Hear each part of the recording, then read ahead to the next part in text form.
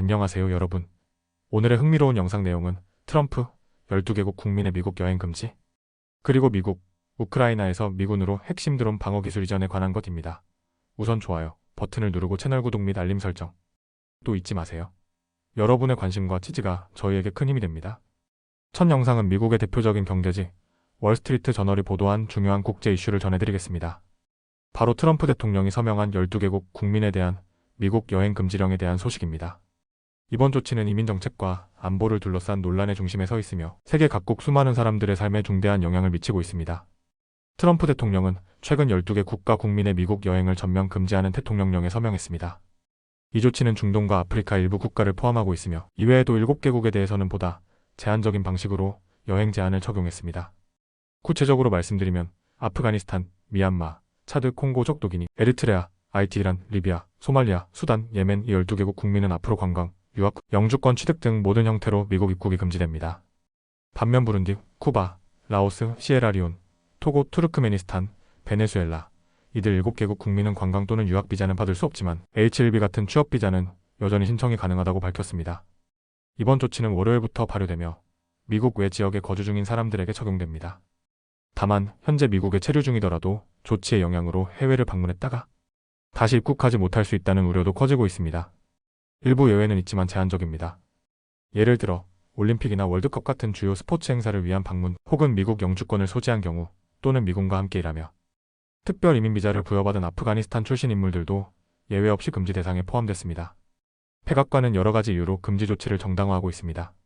먼저 일부 국가들의 비자 초과 체류율이 너무 높아 더 이상 방치할 수 없다는 점. 또한 특정 국가들은 여권이나 신분증명서 같은 필수 문서를 제대로 발급하지 못하고 있다는 점을 들었습니다. 특히 IT의 경우에는 바이든 행정부 시절 수십만 명의 불법 입국자가 몰려들었기 때문에 특별히 금지 국가에 포함시켰다는 입장입니다. 이와 관련해 트럼프 대통령은 자신의 SNS인 트루스 소셜을 통해 콜로라도 볼더에서 발생한 한 폭력 사건을 예로 들며 강경한 입장을 밝혔습니다. 사건의 용의자는 이집트 출신으로 만료된 관광 비자를 가지고 미국에 입국했던 인물이었습니다. 트럼프 대통령은 심사와 검증이 불가능한 나라에 대해 자유로운 이민은 허용할 수 없다고 단호히 말했습니다. 이번 결정은 물론 비판도 만만치 않습니다. 베네수엘라 출신으로 뉴욕에서 이민자 지원 단체를 운영하는 활동가는 이 조치는 우리 국민에게 또 하나의 타격이다라며 깊은 실망감을 드러냈습니다. 베네수엘라 정부가 시민들에게 여권조차 제대로 발급하지 못해 신원 확인이 어려운 점도 근본적인 문제로 지적됐습니다. 마이애미의 한 변호사에 따르면 이번 금지령으로 인해 쿠바 출신의 학자와 학생들도 미국 유학의 길이 막혔다고 전했습니다. 과거에는 문화와 학술적 교류를 위해 미국 대학에 초청되던 쿠바 출신 지식인들과 기업가들도 이번 조치로 미국 땅을 밟을 수 없게 됐습니다.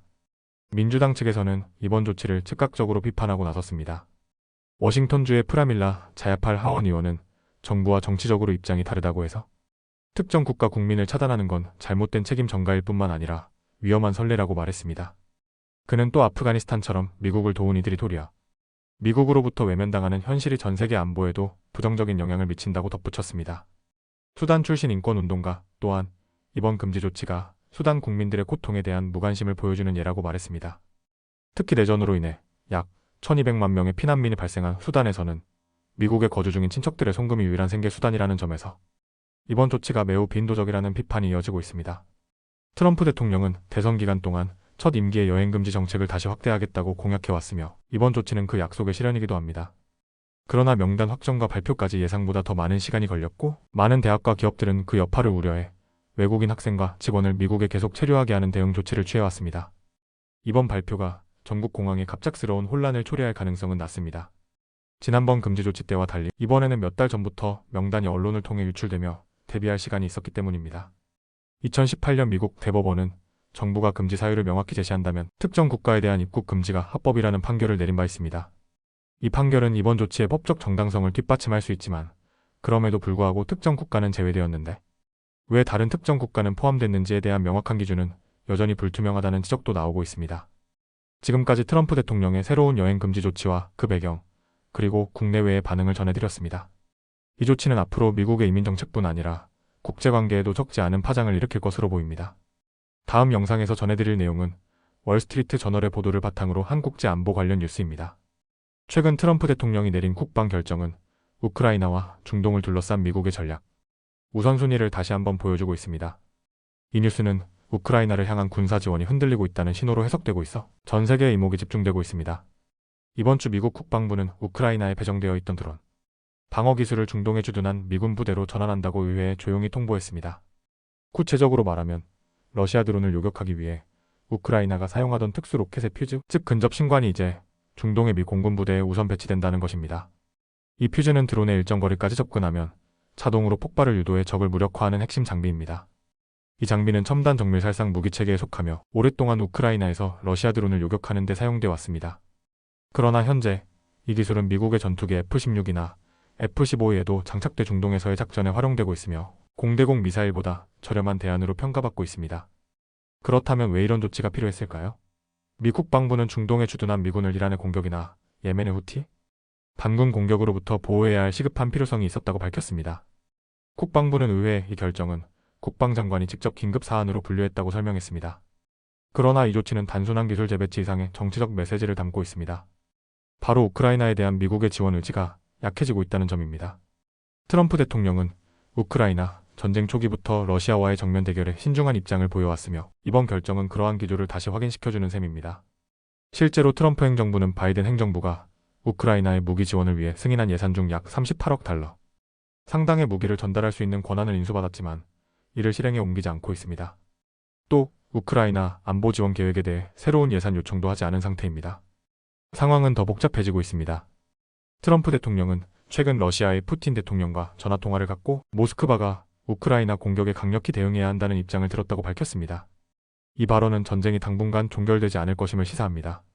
한편 피트 헤그세스 국방장관은 북대서양 조약 기구, 즉 나토 회의 참석을 거부하면서 유럽에 대한 미국의 군사적 역할보다 서부, 태평양 지역이 더 우선순위라고 강조했습니다. 이에 따라 앞으로 우크라이나에 대한 지원은 유럽 동맹국들이 주도해야 한다는 압박이 커질 것으로 보입니다. 전문가들은 우려의 목소리를 높이고 있습니다. 과거 바이든 행정부 국방부에서 일했던 셀레스트 발렌더는 이런 퓨즈는 우크라이나가 러시아의 드론과 미사일에 대응하기 위한 타층 방공망을 구축하는 데 필수적이라며 하지만 동시에 중동 미군의 방어도 시급하긴 하다고 말했습니다. 즉 어느 한쪽만 챙기기엔 미국의 자원이 부족하다는 뜻입니다. 미상원 군사위원회는 현재 이 문제를 포함해 드론 대응 기술의 생산량을 확대하는 방안을 논의 중입니다. 의회 내에서도 엇갈린 반응이 나옵니다. 일부 보좌관들은 국방부의 결정 통보 속도가 빨랐다는 점을 높이 평가하지만 다른 쪽에서는 이러한 시점에 우크라이나에 무기를 보내지 않는 건 징벌적인 행위로까지 보일 수 있다며 강하게 비판하고 있습니다. 결국 이번 결정은 단순한 장비 재배치가 아닌 미국의 외교 전략 방향 전환을 반영한 조치입니다. 우크라이나에 대한 군사적 의지가 약해지는 가운데 중동과 태평양 지역에 더 큰 안보적 초점이 맞춰지고 있습니다. 세계 안보 지형이 빠르게 재편되는 지금 이런 변화는 단순한 군사 뉴스가 아니라 국제 정세의 흐름을 가늠할 중요한 신호로 받아들여야 할 것입니다. 오늘은 여기까지입니다. 다음 영상에서 더 유익하고 흥미로운 내용으로 찾아뵙겠습니다. 이 영상은 투자 의견이 아닙니다. 매우 감사합니다.